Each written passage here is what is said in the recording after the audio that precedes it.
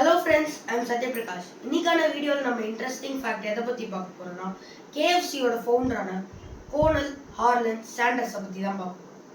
அவரு born ஆன year வந்து 1892. இப்போ நம்ம KFC யோட ஃபுல் ஃபார்ம் பார்த்துக்கலாம். கென்டக்கி ஃப்ரைட் சிக்கன் தான். அவர் KFC ஆரம்பிச்சப்போ அவரோட வயசு 62 இயர்ஸ்.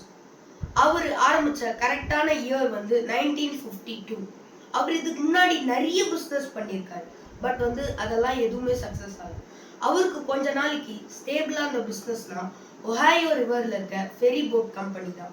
அதுவும் கொஞ்ச நாள் கழிச்சு லாஸ் ஆக ஆரம்பிச்சிருச்சு. அவர் வந்து அப்போ ஃபுல் டிப்ரெஷன்ல இருந்தார். அப்போதான் வந்து சின்ன வயசுல அவங்க அம்மா அவருக்கு சொல்லி தந்த ஃப்ரைட் சிக்கன் ரெசிபி அவருக்கு ஞாபகம் வருது.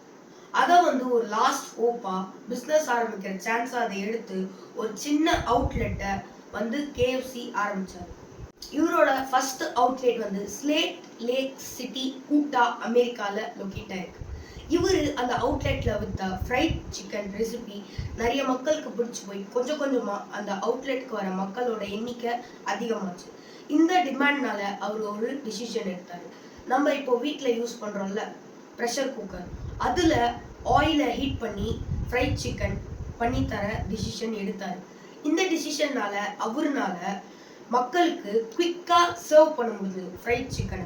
இதனால அந்த அவுட்லெட்ல இருந்து அவருக்கு நிறைய ப்ராஃபிட் வந்துச்சு. இந்த ப்ராஃபிட்டை வச்சு அவர் வேர்ல்டு வைடா அவரோட ஃப்ரான்ச்சைஸை கிரியேட் பண்ணாரு.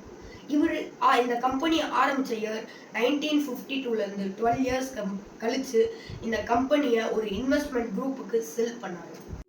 கோனல் அவரோட KFC கம்பெனியை வித்த இன்வெஸ்ட்மெண்ட் குரூப் ப்ராஃபிட் பார்க்கணுன்றதுக்காக KFC ஃப்ரைட் சிக்கனோட ஒரிஜினல் ரெசிபியும் ஒரிஜினல் ஃப்ரையிங் ஸ்டைலும் ஃபாலோ பண்ணாம வேற ஃப்ரையிங் ஸ்டைலும் வேற ரெசிபியும் ஃபாலோ பண்ணி மக்களுக்கு வித்தது கோனலுக்கு பிடிக்கல. அதனால கோனலோட ஒய்ஃப் நேம்ல அப்புறம் அவங்க பிக்சர் யூஸ் பண்ணி கோனல் வந்து KFC மாதிரியே ஒரு கம்பெனி உருவாக்குனாரு.